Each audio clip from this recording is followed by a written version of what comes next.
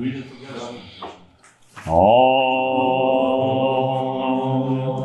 Bhagavad Gita, by which Arjuna was illumined by Lord Krishna himself, and which was composed of 18 chapters, Mahabharata, by the ancient sage Vyasa. O Divine Mother, destroyer of rebirth, who showers the nectar of oneness upon us. O Bhagavad Gita, my affectionate mother, on thee I meditate. All the Upanishads are the cows. The milker is the cowherd boy, Krishna. Arjuna is the calf. People of purified intellect are the drinkers. And the milk is the supreme nectar of the Gita.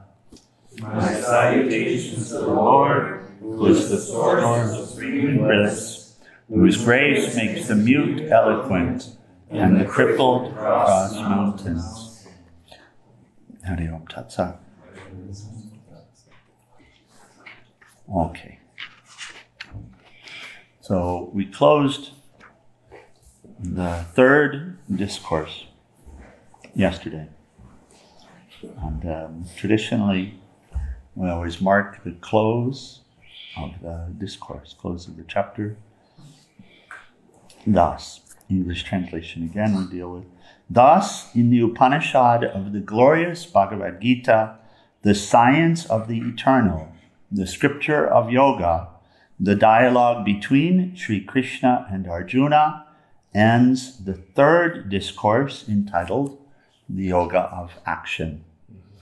And so we began this morning, chapter 4, or discourse 4, which here is translated the wisdom yoga of action and renunciation. So we're dealing with the two concepts, action and renunciation, as we become more subtle in this process of receiving the teaching. So the discourse starts like this. And I know that a couple of weeks ago when I was out, or 3 weeks ago probably, we came to this same, when I was out in one of the morning satsangs, and I don't know who was leading, we came, whether it was Gopala or Hari, but we came to this famous shloka. We know which one, but we read here. The Blessed Lord said, I taught this indestructible yoga science. What does indestructible mean? It's flawless. Can't be. Uma Devi, where is Uma Devi? Immortal.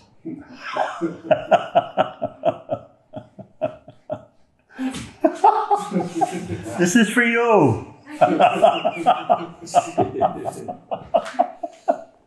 Oh, the Blessed Lord said, I taught this indestructible yoga science to Vivasvat, the sun god, who taught it to Manu, the father of humanity.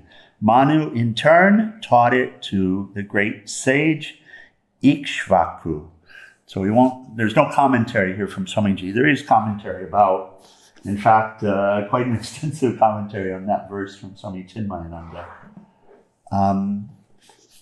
So the first time I heard the name Manu was from Swami Premanandaji Maharaj. Somehow or other we passed over it in Bhagavad Gita when I read it. It didn't register the first time. He was asked in class about the world and where did the world come from. And he said the first man, the first human was Manu. Now, Manu is a word for mind. Manas is mind. Manu, so in Sanskrit, everything, it's a building block language. So man is a root word referring to mind. So it speaks of the creation of humanity, which came first. Which came first?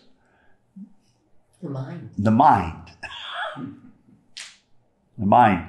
The mind principle came first.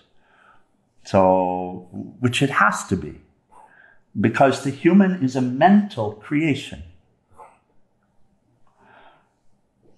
The human is a mental creation.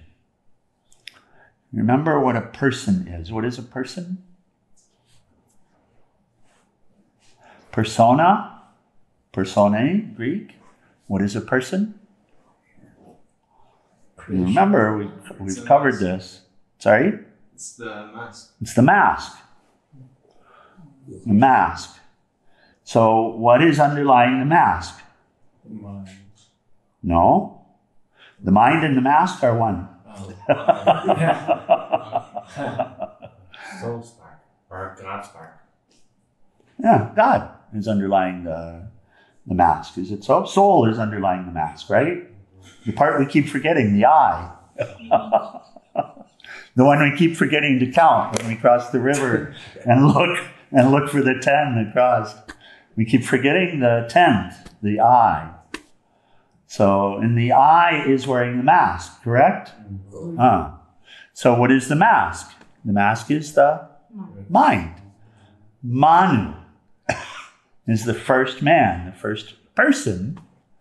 The first person is Manu. So, and here it's a very interesting, and you could say, Progression. the Blessed Lord said, I taught this indestructible yoga. So what does indestructible mean, you said? Immortal. Immortal. Immortal. And what is yoga? Union. What is the yoga that we're learning about? Immortal union. Wow. Yeah, so, Wow. or connecting with oneself or remembering oneself, right? Yes. Reuniting with oneself. Oh. So, by the way, Satchidananda, we're on Om. So, Om. So, and therefore, who did I teach it to? I taught it to the sun god. So the sun god comes first. The light. The light. The reflection of light. Om. Who taught it to Manu, the mind. The primal mind, the universal mind, which precedes the human. By the way, human. Do you see the same? It's interesting, even in English, the root Sanskrit words survive. Yes, Mataji? Yes, Swami. Human. Many words. Made of mind. So where is the teaching? Where is this teaching of yoga? Who taught it to Manu? Manu in turn taught it to the great sage Ikshvaku. And then he says, so where is it? The wisdom of yoga is inside, correct? Yes. So the way home is taught first. Home. The yoga science was thus regularly passed from teacher to disciple over the ages. Even the saintly kings knew it, but over a long time, Arjuna, the succession was broken and the teachings were lost. Now I am giving you the supreme secret of yoga because you are my devotee and friend. Arjuna asked, you were born long after Vivasvat. How is it possible that you taught this in the beginning? So you want to take a shot? Jesus was asked the same question by his disciples, by the way, for those who studied Christianity. Because he is Elijah. Yeah, right. What do you mean I'm Elijah? Yeah. What do you mean you're Elijah? Elijah was a long time ago, they said. Before, after. Yeah. Before Elijah, I am, he says. Vedanta, right there. Before, he doesn't say I was, he says before Elijah, I am. In other words, I didn't cease to be. Right. Indestructible. I was, but I am then, and I am now, and I am in the future. So, of course, Lord Krishna gives a very similar answer. I am that. He says, Sri Krishna said, you and I have taken many births, Arjuna. I know them all, but you do not. The truth is, I am eternal. I am not born. I never die, and I am the Lord of everything. Still, by controlling the elements of nature, my prakriti, I appear to take births by my power of illusion, Maya. So this is one of these areas of the Bhagavad Gita where it's very clear that Lord Krishna is speaking as the absolute Brahman, as the absolute highest. And then here's the famous one. When righteousness is lost and wickedness prevails, I appear on earth in bodily form. This is timely. Yes. And it's not some idle hoping. It's a part of this cycle that we experience. And so we'll take a few minutes with this. There are a couple of beautiful commentaries. We'll read the one from Swami Venkatesananda first. He speaks of this cycle, but it's a cycle that plays out on a grand scale, but it's also really the cycle of the individual experience. So it's what brought you here. It's what brought you to ashram looking for something higher, right? And this force is very much at work in this time. So here's what Swamiji says. He says, when does God thus manifest himself? So he answers, whenever the forces divine, the children of light, are overwhelmed by the undivine forces or the offspring of darkness, there is a divine manifestation to restore the balance. But then there's a paradox here, and he speaks to it. This, however, seems to run counter to the scriptural declaration, Satyameva Jayate, truth alone triumphs. That truth alone wins out. Oh, yes, Mataji. Is it possible for unrighteousness to overwhelm righteousness, even temporarily? No. Even that seeming triumph of unrighteousness is but a victory to righteousness. Somebody want to take a shot at why? It's very practical. The opposite needs to happen. Like a way. Mataji? Yes. So, Repeat the question, Swami. yeah, how is it? He says, even that seeming triumph of unrighteousness is but a victory to righteousness. It induces vairagya. It induces vairagya. It induces dispassion and immediately leads you to seeking that highest because you can't accept. Like the positive evil. Yeah, because you can't accept. Correct. Because you are that, so you can't accept it. So we were talking, and a lot of discussion these days about, Satchidananda and I had a little of this discussion yesterday, masking, not masking, vaxing, not vaxing, all of this. My God.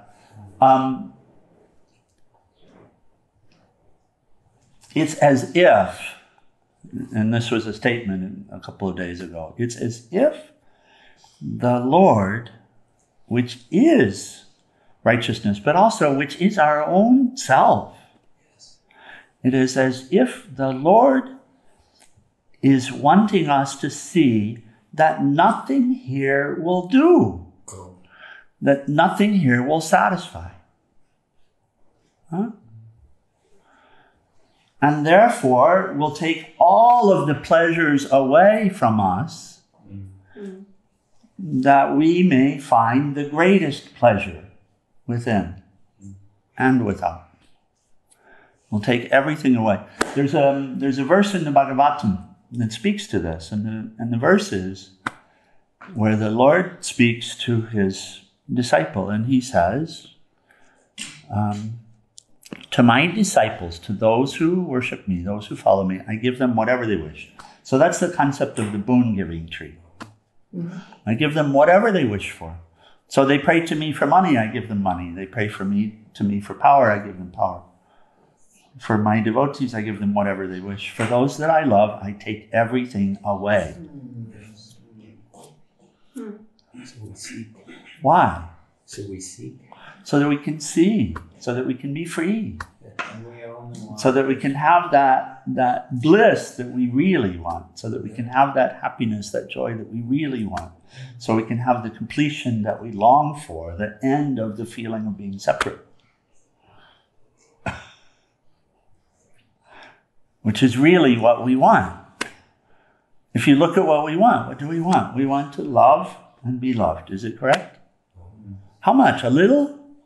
It's a passion. Is it not true that we wish and expect to be loved for whatever we do, regardless of what we do? Regardless of what we do. Is it true, Satchidananda? Yeah. Yeah, so we long for absolute unconditional love. And by the way, we long to offer it as well. We look for conditions that would be proper and that would allow us to offer it because we really wish to give ourselves to love, do we not? In love, to love. So it's really what we long for, but we look in the wrong places when we're under this spell. And so in the Bhagavatam, the Lord says to the one that I love, which of course is us, we're not separate. Then I take everything away. So this is a time when I take everything away. And so is not the righteousness underlying this taking away of the things which are deluding us?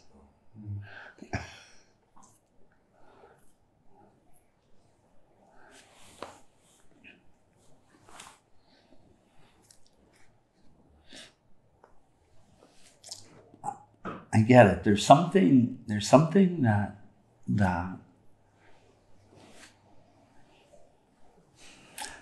this ego, this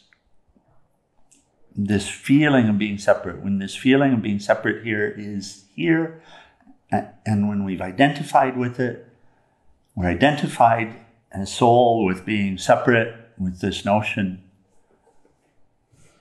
and yet we feel that there should be love and happiness ever, and that it's right and proper and that it's deserved.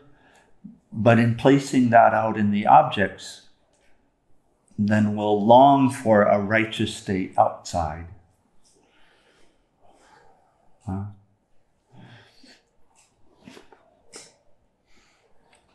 But the Lord will help us to see where it is.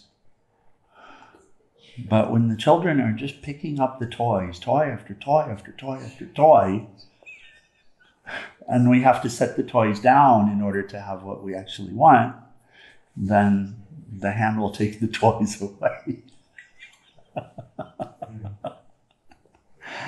So he says, even that seeming triumph of unrighteousness. And here in this time, we've got everyone yelling at everyone else, right? Everyone judging everyone correcting everything. Society is in an uproar. Yeah? Worldwide. Everything's crashing. Even that seeming triumph of unrighteousness is but a victory to righteousness. Why? Because it prepares the ground, doesn't it? Yes. If you can see it from this perspective, then you can see that it prepares the ground. It's like Paramahansa Yogananda said, crashing worlds, staying present. And look at our individual experience. Look at what brought us here. You know, it was disgust that brought us here, wasn't it? Dissatisfaction, right? Yes, Brett? Extreme dissatisfaction, called vairagya. Legend and history bear witness to this process. First, there is oppression of the good by the evil. The wicked have no need to reflect, no qualms of conscience.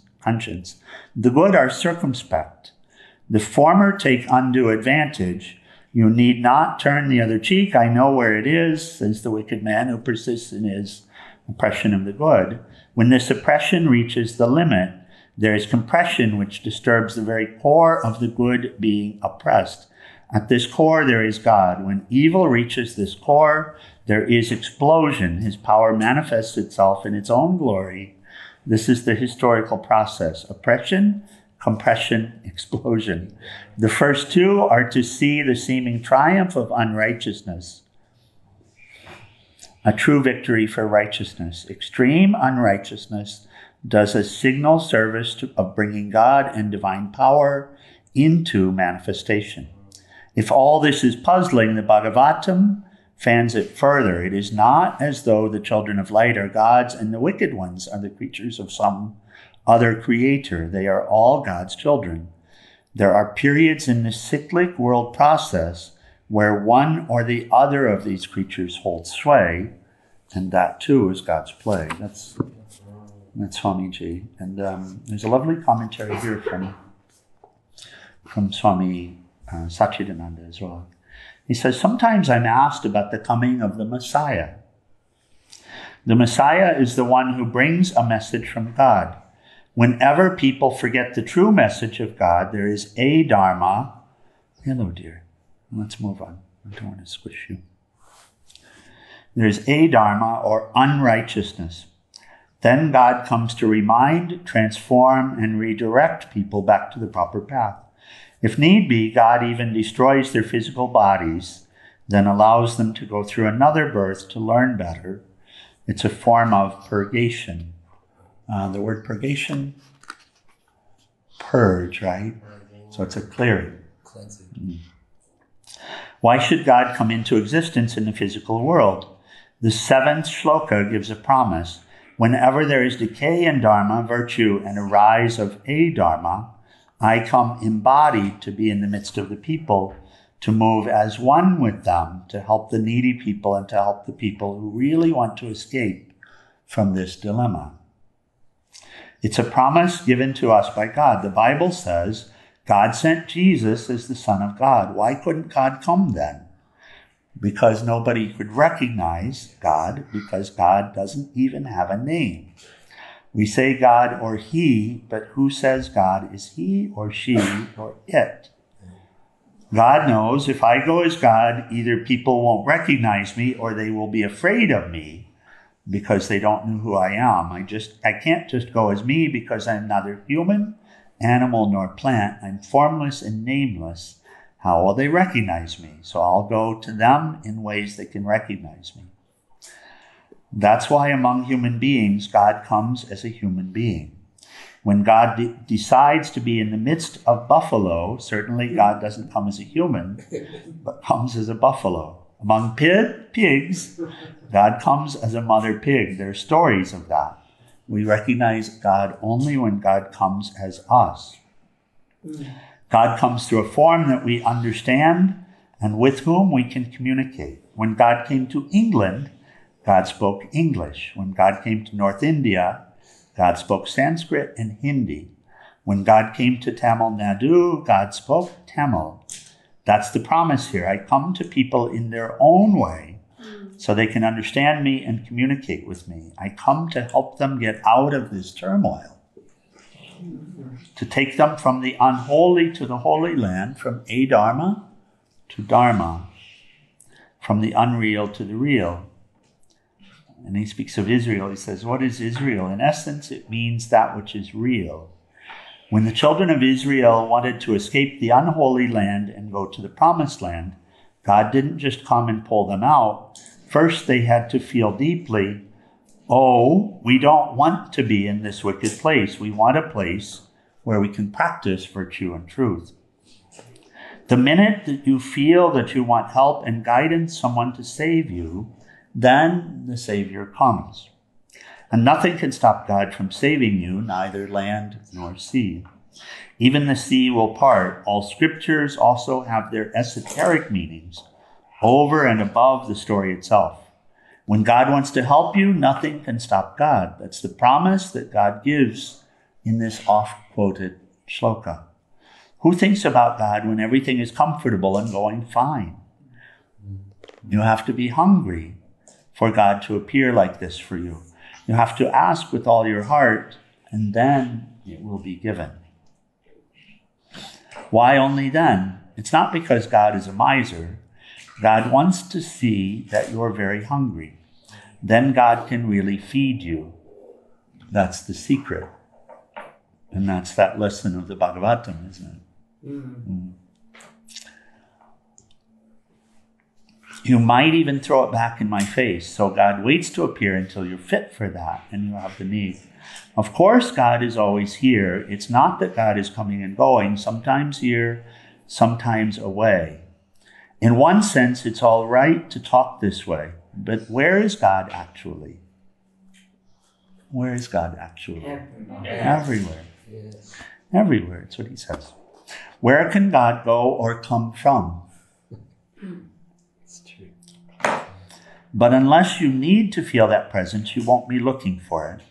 It's not that God doesn't want to come, but only when you thirst for God, will you relish God's coming, then you'll know the value of it. Mm-hmm. When God comes to communicate with you, God just plays with you, talks with you, and sometimes even does mischief with you. God doesn't want you always thinking God is so lofty, because then you put a gap there and lose the benefit to communicate. God sometimes comes as your playmate and friend. Krishna. Oh. But is that related to one of the universal laws? Like, is that the law of one? Is that love? Oh, hello, dear. Sorry, dear? Is that like the law of one? The law of Try one. To understand it through the universal laws. Well, so God and the law are one. God and the law are one. So the law is the law of love. So we can say like that. That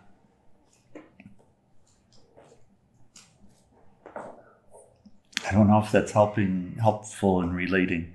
There's one more story to share, and then we'll see how it relates. This is a story Radhakama loves to share. Another story about Krishna. There we go. So Krishna and a devotee are traveling together. They're walking through the countryside. That was Narada. It sounds like Narada. Narada and Krishna. Narada and Krishna. Okay, thank you. So, and they're disguised. They're dressed as low caste, and they're traveling. And they come first to a wealthy abode, and they're begging. They're asking for food.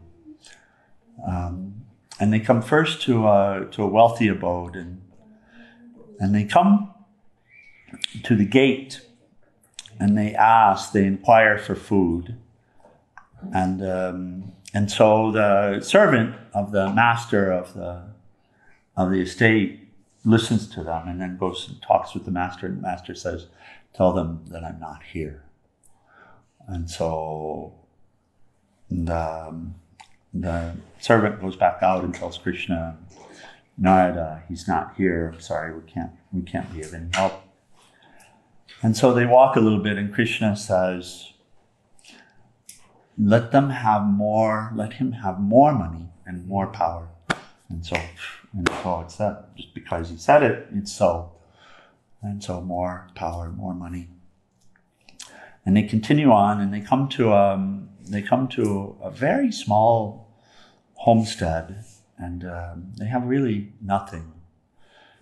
And ask the same question: could we have food? And they don't even have food, but they had just prepared a meal for themselves, husband and wife and 2 children.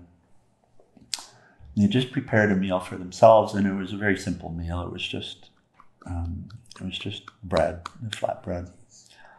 And so he asked, yes, please come, we have food for you. And so they offered the 2 of them food, and then Krishna is still saying, I'm famished, can you have more? And they end up giving everything. The family had one cow.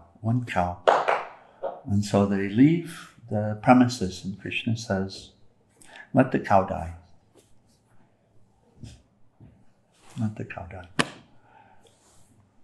So, and I know there's a feeling of cruelty in the story, but it's that one love at work, which for the one who reveres only money and power will have to see the end of it in order to come back to sanity. And the one who has nothing but a cow will have to lose the cow in order to find that which is greater. So,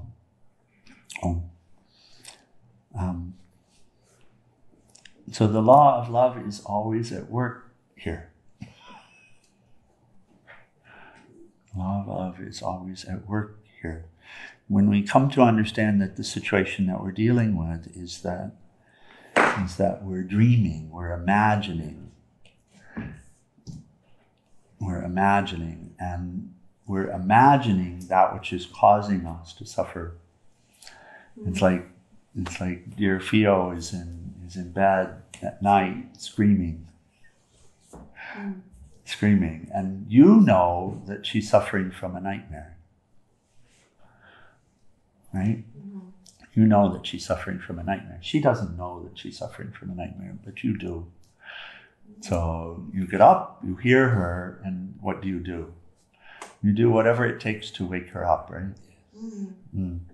And you'll be single-minded about it. You won't have any interest in something else, right? If you can, I'm sure, go into her dream and fight her battles for her, but that won't actually cure the problem. So is the unrighteousness required in order to experience God? Is that you have to use that frustration to fuel the relationship, to fuel the connection, I guess? So I think we can look very practically at our situations, at our own situations, and see what was it, what was required, what had to happen in order for me to have a real, genuine, abiding interest in that which was higher. You had to have enough frustration in order to set aside the time in your schedule, but still, even with all that frustration, there are hundreds of attachments. I mean, it would be hard for me to be totally detached. How do I say to myself, Brooke, no Brooke, whatever, you know? How do you become, to experience true detachment seems... Yeah, that's an idea of detachment, and which is perfect. Carrying it into this chapter, that idea of detachment is perfect. It's an idea of detachment. It's really not what detachment is. Detachment is detachment from that which is false, from the illusion, not from the real. So what you love is the real. What you actually love is the real. People are the real, but that which underlies the person is the real. Okay. Love itself, which is the real, loves the real. What's real? Here, taking the false for the real, taking the illusion for the essence, we suffer. So detachment doesn't have to do with detachment from what's really loved. This detachment, in fact, opens the door for the love of what's really loved. Swami Premananda would say in class that the world is like a banana, that you have to peel it in order to eat it, that you have to peel it in order to enjoy it. So, okay. I'm just picturing eating the banana with the peel on. Yeah, I know. It's not that tasty. It doesn't work that well. What's that? I've seen Hanuman. You've seen Hanuman do it. He gets right to the essence of it. Okay. So we close with with final personality. An idea that someone is expected to turn away from their loved one, that's a false idea of renunciation. That's not what it is at all. Thank you. One is to learn to love more deeply. And having the loved one in the life is an opportunity to learn to love more deeply. To set aside the conditions and to go more deeply. To see who's really there and the one that I call my beloved. To see who's really there. To set aside the limitations. To transcend the limitations. To go beyond the limitations. That's really what renunciation is. It's to renounce the limits, but not the real. That's why Swami Chiccananda says, detach, attach. Detach from the limited, detach from the illusory, detach from that ephemeral, from that which is ever changing, but attach to the real, the essence that's underlying. To learn to be able to tell the difference between the two. And to set aside the stalk for the wheat, the peel for the essence, for the fruit of life, the real sweetness of life. So it's that. And it's a common notion, common idea, very common idea. So many householders that come into spiritual path will have the notion that I have to turn away from my family and such, and even have the feeling that having family, children, is a limitation to spiritual life, when actually it's an opportunity to spiritualize life. Yes. And that's why the Bhagavad Gita is given to us. The Bhagavad Gita very specifically, you can say, well, but he's whatever.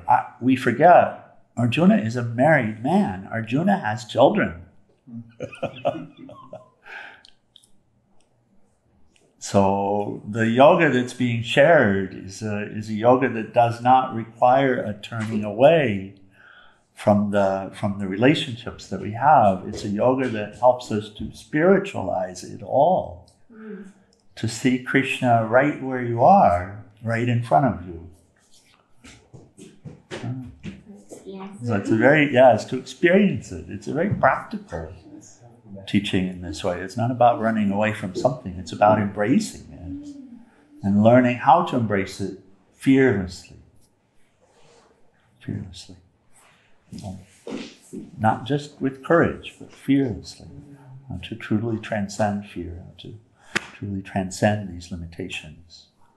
Because the limitations are all limitations of the flesh. They're limitations of the mind only. They're not real.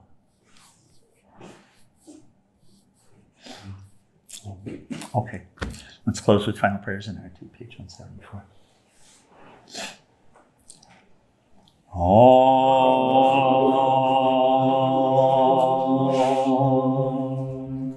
Om Trayambakam Yajamahe Sugandim Pushtivarnam Orvai Rukmeva Bandhanan Ritor Mukshiyamam Ritat Om Trayambakam Yajamahe Sugandim Pushtivarnam Orvai Rukmeva Bandhanan Ritor Mukshiyamam Ritat Om Trayambakam Yajamahe Sugandim Pushtivarnam Orvai Rukmeva Bandhanan Ritor Mukshiyamam Ritat Om Sarvesham Swastir Bhavatu Sarvesham Shantir Bhavatu Sarvesham Purnam Bhavatu Sarvesham Mangalam Bhavatu Sarve Bhavantu Sukhinaha Sarve Shantu Niramaya Sarve Bhadrani Pashyantu Makashi Dukhabhagave Asato Ma Satgamaya Tamaso Ma Jyotirgamaya Mritor Ma Mritam Gamaya Om Purnamida Purnamidam Purnam Purnamudashyate Purnasya Purnamadaya Purnameva Vasishyate. Om Shanti Shanti Shanti. Adorable Lord of mercy and love, salutations and prostrations unto thee. Thou art omnipresent, omnipotent, and omniscient. Thou art Satchidananda. Thou art existence, knowledge, and bliss absolute. Thou art the indweller of all beings. Grant us an understanding heart, equal vision, balanced mind, faith, devotion, and wisdom. Grant us inner spiritual strength to resist temptation, to control the mind. Free us from egoism, lust, anger, greed, hatred, and jealousy. Fill our hearts with divine virtues. Let us behold thee in all these names and forms. Let us serve thee in all of these names and forms. Let us ever remember thee. Let us ever sing thy glories. Let thy name be ever on our lips. Let us abide in thee forever and ever. Humble Sacred Shivananda Maharaji Ki Jai. And salutations to all the saints and sages of all traditions. Jai. Okay, let's rise right.